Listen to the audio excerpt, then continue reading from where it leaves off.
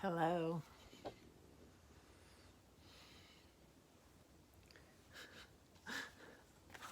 What's up? My bank sent me a notification. Your your contact information has been updated. Your address has been updated. Guess where they sent this to? They sent it to Illinois. And it was forwarded here by the post office. What what's up? What's up? What's up with that? I don't know. But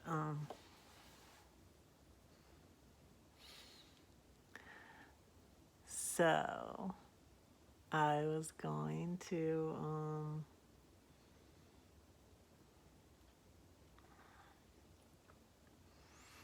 I'll tell you my story. It's a long story though. Might be in several parts. I don't know. Anyways, my family was Presbyterian. We went to church regularly, and my parents sang in the choir. Yeah, we were there like every Sunday. They were very active in the church, and because they went to choir practice, so they went there during the week. But it was interesting because my parents moved to the San Fernando Valley right before my brother and I were born, I think. So I think it was like 62 or 63. And before that, they went to a Presbyterian church in North Hollywood. And then it's funny because they did a similar thing in Florida when we went to Florida, and they couldn't decide which church to go to. And it's funny because it's kind of like my husband and I did some church hopping when we were in Georgia too, and my parents did it when they were in Florida. But they went to North Hollywood Presbyterian Church, and then they went to Shadow Hills Presbyterian Church in the Valley. I drove by there when I was in California, and I used to go to preschool there and stuff. So they started going to Shadow Hills, and then my older brothers, and I thought this was kind of commendable. I don't know. They wanted them. My mom particularly wanted them to, I guess, want to go back to church, and they wanted to go back to the other one, so they went back to the other one. But my brothers, my older siblings, didn't really continue to go. It was mostly, my younger brother and I, and then in 1979 we moved. There were 7 of us, and I'm the youngest. And in 79 we moved across the country to Boca Raton, Florida. And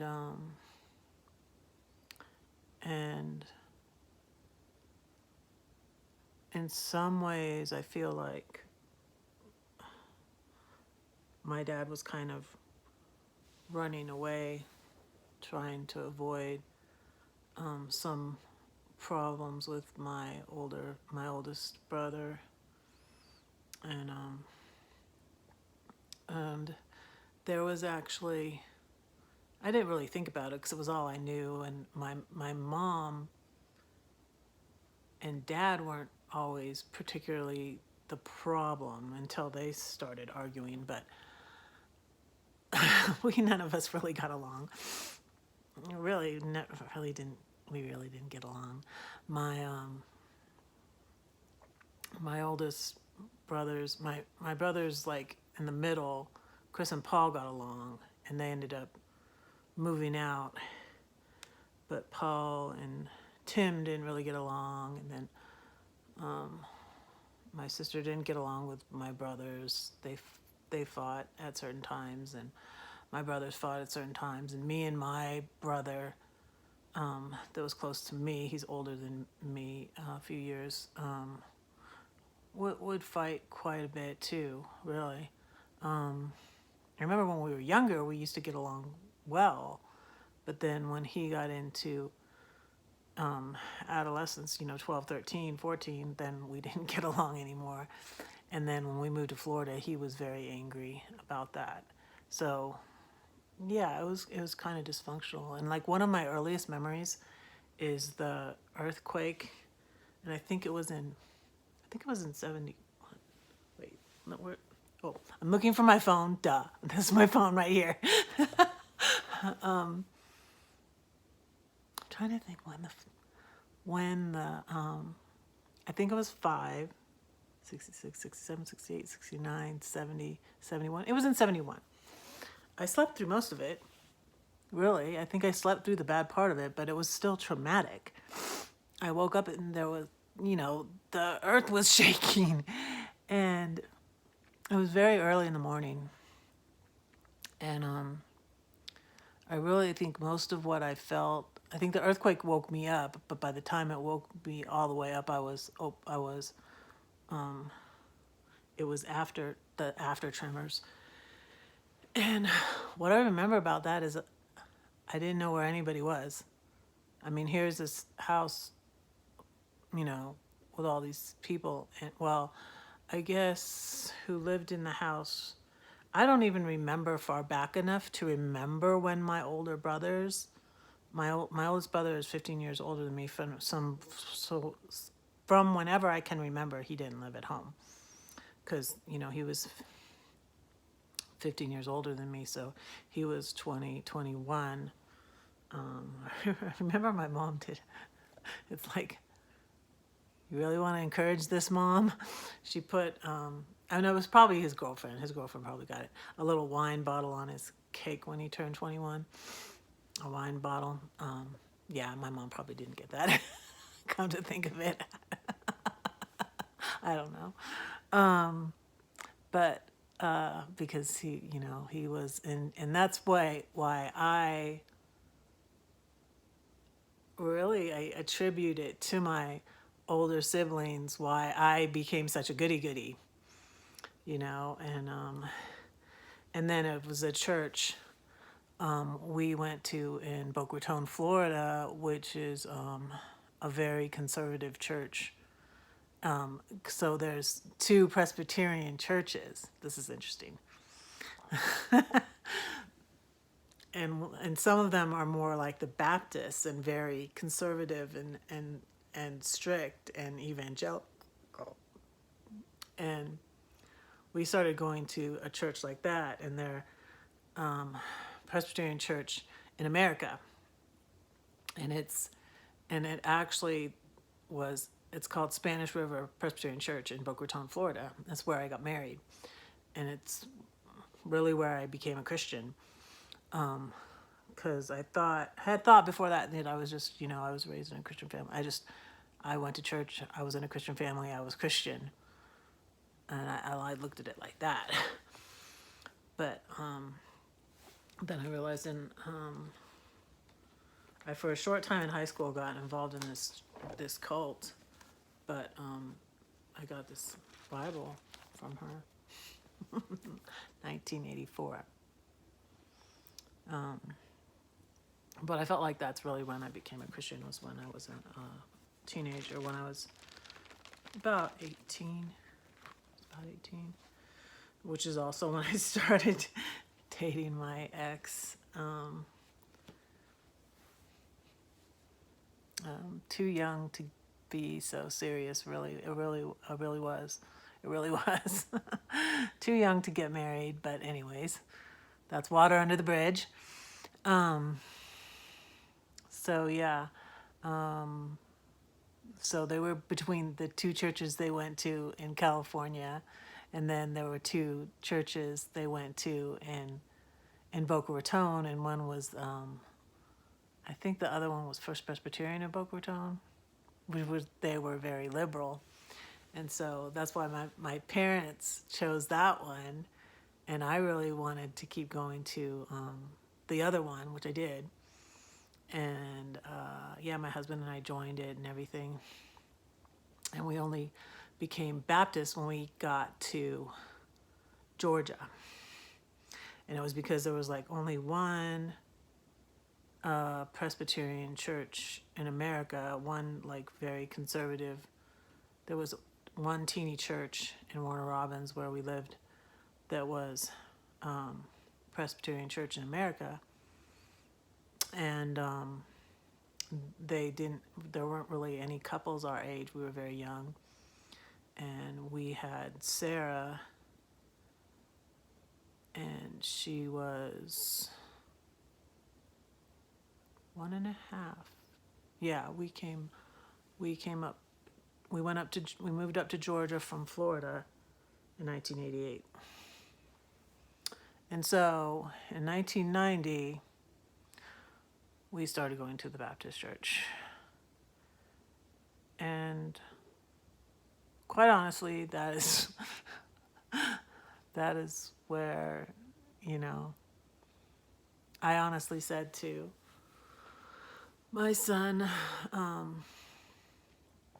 when I first came here, that it was really like a cult. It was cult-like, and my son agreed. And I hesitate. I don't like to talk about it as much because I'm not even getting to the part where things went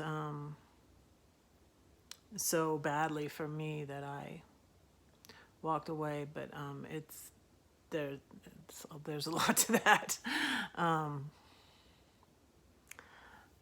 My husband and I separated in 2014. We lived in the house together for 2 years while we were separated. In 2016, I moved out into our smaller house.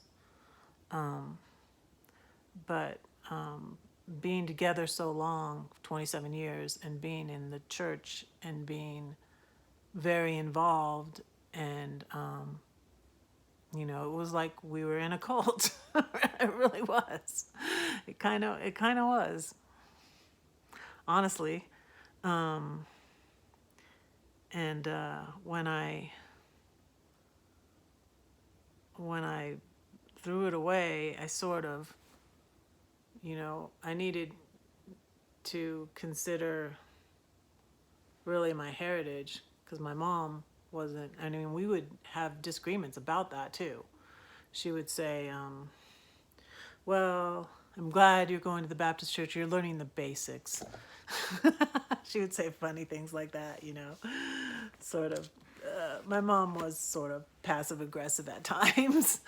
So she would say stuff like that. And then she would say, because I really loved Joyce Meyer. I always really loved Joyce Meyer, and I still do. I do now. There are preachers, though, that I used to listen to or read that I will not now. Maybe I won't mention any of them, but I don't want to be controversial. I really don't. I really don't. I really don't. But anyways, I like Joyce Meyer. I'm different now, but I find, which is so funny because I was talking about my mom, and I find that I am more like my mom, and the things that my mom says. I still have the cross on. I'm looking for the cross. I thought I took it off. My mom's cross. So yeah, I'm finding I'm more like my mom. I'm more like the progressive Christian. So what happened too is I was involved in these recovery groups at my church, at my Baptist church in Georgia. And we went to big Baptist churches, and one of the reasons was, and the Presbyterian minister, when we left the little Presbyterian church, said, I guess Bob wanted to play softball, because all the activities at the big Baptist church my ex liked. I mean, then they had dinner. I liked all the activities too. They would serve dinner on Wednesday night. Hey, I don't have to cook. My ex wanted me to cook, like every night, and he wanted me to have it done when he came home from work, and all that. He was kind of controlling. He would get upset if I bought soda at the market and stuff like that, and I would just be like, it didn't always go over well with me. Like, it's like our marriage was rocky from the start. It was rocky all those years, but I think the reason why my especially oldest two children didn't adjust well to us splitting up is they thought we would stay together. They thought we'd always be, a family unit, and they liked it that way. And, that's understandable. And I feel like I really kind of, it really came back to bite me on the butt how much I stressed to the children to, obey their dad, honor their dad, and he didn't mean that. I'm sorry. And looking back, your hindsight's 20/20, and there are a lot of regrets I have, and I feel like that's another reason why I don't want to go into this. I don't want to go into this. But anyways, our families were both like dysfunctional. I was talking about my family being dysfunctional. His family was just as dysfunctional. We sort of laughed to keep from crying. One time we saw this bumper sticker that said, "My family's more dysfunctional than your family." Which I would usually say, your family's more dysfunctional. I felt like and we would argue about, like, his mom's a good cook, my mom's a good cook. We'd be like, my mom makes spaghetti this way, I want you to make it like my mom made spaghetti, not the meatballs, but his mom made spaghetti and meatballs. His mom would always win.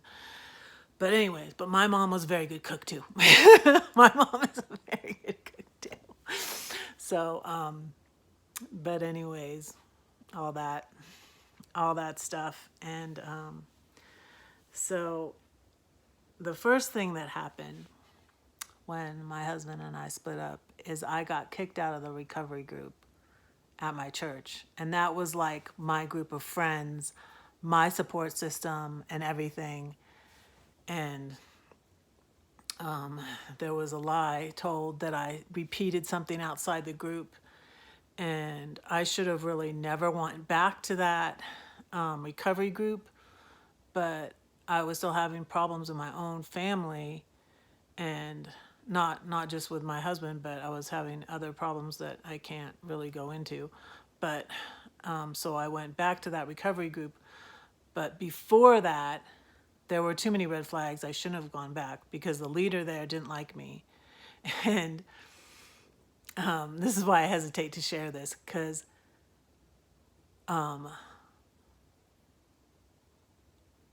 she sent me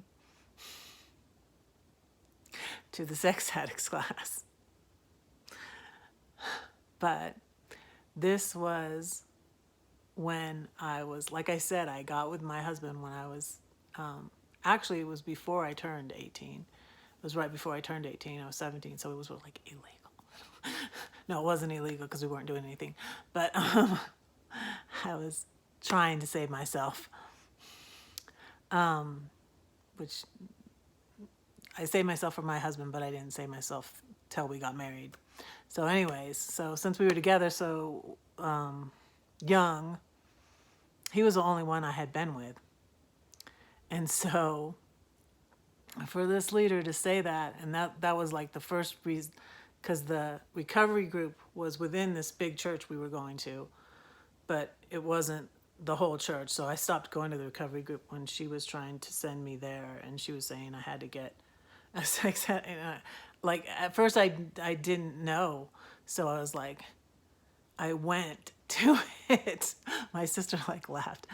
My sister was like, "Why did you go?" And I was like, "I don't know. She's an expert. And then when I looked more, I was like, I had only been with I don't have time to get into any. I had 5 babies right away. I didn't cheat on him. I had only been with him. Yeah, and so that happened. Like I think 2012. And so then this was 2014. But yeah, stuff kept happening. And so in 2014, that was the first thing that was really difficult that happened during that time frame is I got kicked out of the recovery group. And then I talked to the leaders of the church. I talked to my pastor. I really loved my pastor. I talked to them. I said, this is not fair. This is not right. I gave them so many months to make it right because they wouldn't even let me go to I was like, okay, I'm not going to go to the groups. I'm not going to go around that person anymore. It's not a safe place for me, but let me go to the church service on Thursday night, but they wouldn't even let me go. And it turned out a blessing because I joined the choir. Y'all, I loved the choir.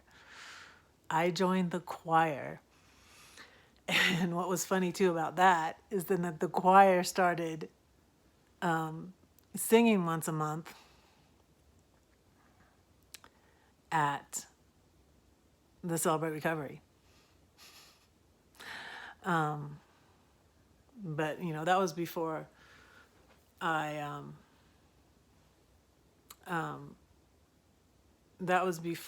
went back the second time and then got kicked out. And I got involved. I made all these friends, and then it turned out this one was just waiting for me. Like she was just like I was trying to be sure to cross all my T's, dot all my I's, not do anything wrong. I had wanted to try to help and Celebrate Recovery, and then it turned out worse. I went to a different Celebrate Recovery, and this is a crazy story, y'all. I'm gonna write about it in a book because it's insane. Okay, at first, I went to another Celebrate Recovery in the same town where the leader used to be at our church, but he got kicked out, and I didn't know why he got kicked out. They didn't share why he got kicked out. Well, it was bad why he got kicked out. And he was at this other Celebrate Recovery and listening in on the women sharing their confessions. His wife was there, but I was like, wait, this is not right. And because I said something, I got kicked out of that one too. Kicked out of 2 Christian Celebrate Recoveries. 2. Like this was in like a month's time. And that's why the woman had she was just kicked out of this one. She used to be that man's secretary. And I was like, this is insane. And so that stuff happened in 2014. It was insane. And right before I moved back into the house we had been renting out in 2016. It was funny, when I sold my house, this was interesting. When I sold the house that I sold in 2020, it was our first house we had bought in 1990 when I was pregnant with my oldest son. We lived in it for 11 years till my son was 11. And then we moved into the house my ex was building and still is building. He started building it in 1999. He's still working on it. He's still working on it. It's not done yet. It's gonna be spectacular when it's done. No, I'm being bad. But so when he was 11, we moved in to the bigger house, the big house, the 3,400 square foot house with the 5 kids. They were my daughter, my youngest, was 15 when I moved into the smaller house, and she had never seen it. She came over when I was moving in, and she was like, "We really all lived here?" I was like, "You were much small. You were a baby." She was 6 months old when we moved out of the house, so we had all 5 kids when we were living in that house. And then when we moved out of it, the oldest was 14, and Sarah was 14, Teddy was 11, Ian was about 8, Claire was 4, and Lydia was 6 months. So, yeah, we all were in the little house, the 1,600 square foot house. So, yeah. So, I was in the little house. We were still not divorced. In 2017, things were not very well with me and my oldest child, mostly. And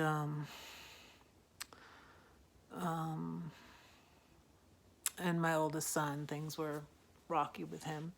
So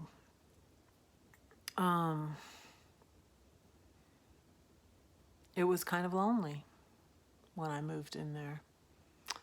I was used to, I went from, living with my mom and dad to my ex, basically. When I went, my parents moved to Texas to try and split my ex and I up in 1984. Like when that was the year. It was like the end of 1984, 1985, and I went to Texas with them. And that's when my dad picked out my first car. I never picked out a car.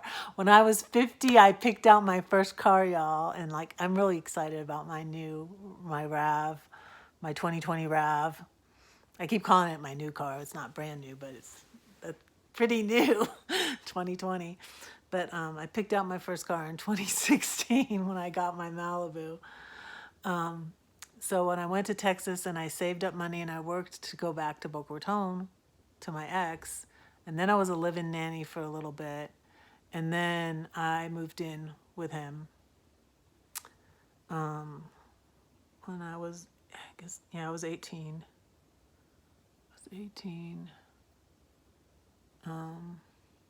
It was when I was 18 to 19. That summer, I was a nanny in Boca Raton. And I lived with his family for that summer. And then we got married in 1986. But yeah, this is getting long. Wow. So anyways, 2017, like I said, I was lonely. I got on online dating, but I was very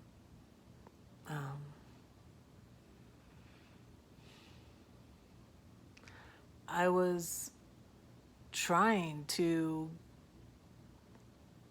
I was still celibate, and I wasn't on there to look for someone to sleep with. I was on there to look for a new husband. I was very naive. I really didn't realize how naive I was. I was very naive because I got married so young at 19, and I was having babies. I was at home. I was having babies. I was cooking. I was cleaning. I was raising children, and I don't know. I kind of feel like I didn't mature past the 20s, and I didn't go through I didn't go to college. I didn't go through any sowing my wild oats or anything like that. I was just, I was a mom. My ex wanted me to stay home with the kids and raise the kids, and we went to church. We went out to eat. We didn't hardly go on vacation except to drive across country to see my family, or to drive up to Chicago to see his family, or down to Florida to see his family. His parents, his grandparents and aunts and uncles lived in the Chicago area, and then his mom and dad and brothers lived in Florida. And then my family was in Texas for a while, and then when my parents moved back to California, then, my family was in California. We drove across country with the kids a couple times. It's so exhausting. So exhausting. I guess that's why I got an RV. I wanted to drive across the country by myself. But been there, done that. I'm done. For those of you who don't remember, I sold my RV on Mother's Day. So yeah, getting to why I got mad at God and walked away.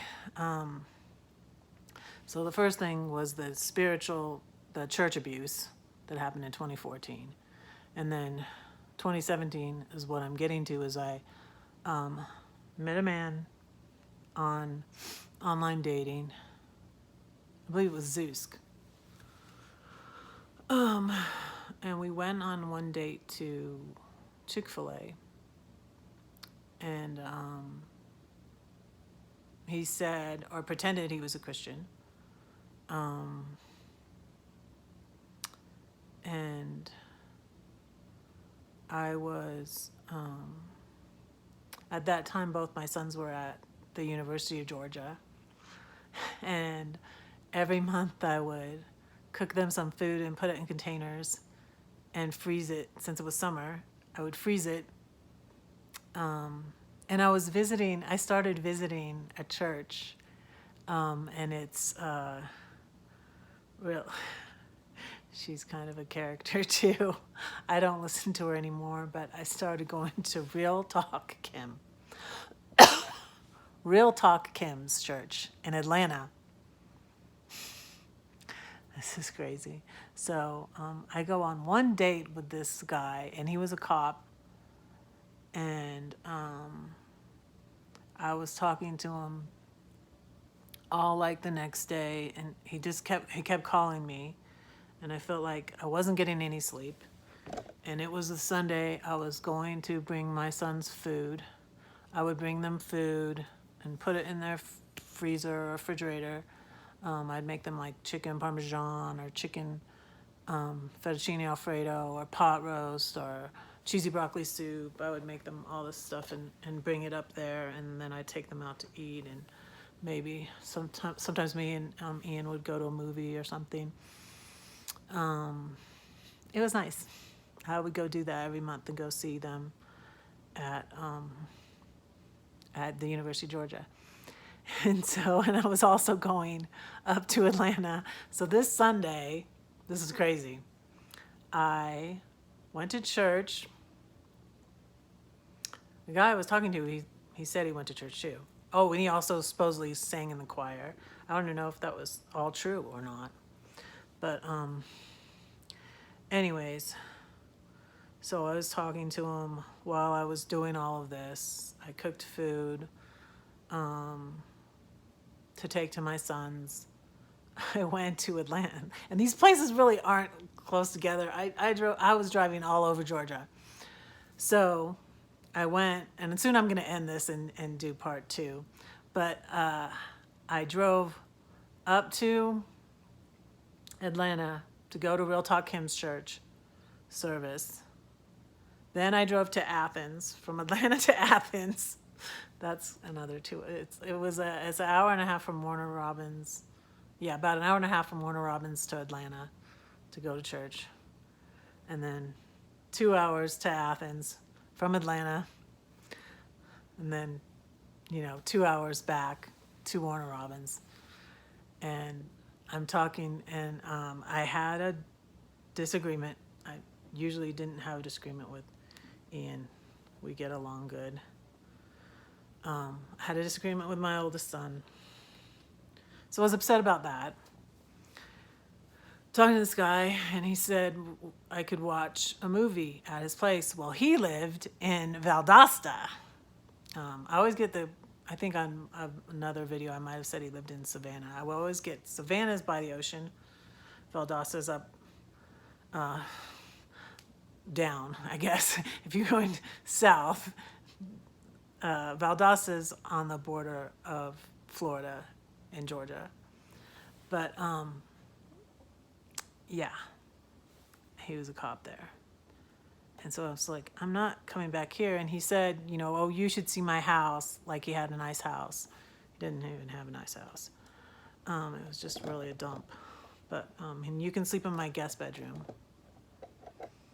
But anyways, I went to his house. His DVD player didn't work.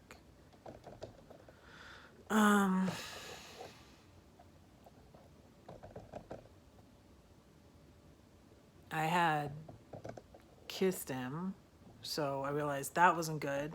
That was leading up to it. But anyways, we still weren't going to do anything. And but long story short, he basically date raped me. And so I got into his bed though. I took my medicine that made me fall asleep. Like he didn't even have to give me anything because I gave it to myself. I literally though got into his bed to sleep. That was the understanding. And I should have went to I brought my dog with me. I had a little Maltese. Because I was not ready. And he kept waking me up. At one point I cried. I was telling the story to my neighbor, and she's the one that said to me, that's like date rape. Because I just blamed myself. I felt awful. I thought it was my fault. And yeah, that was in August in 2017. So I will do, since I've gone 37 minutes, I will do part 2 maybe tomorrow. But so then that will be from 2017 on. But yeah, I left there, blocked him everywhere, blocked him on the dating app. For some reason, like he was experienced with this, so he found some way to get around it and kept popping up on my Zeus. I finally just got off of Zeus. I talked to a couple of men after that, and I tried to get them to meet me because a lot of them were in Atlanta. I tried to get them to meet me at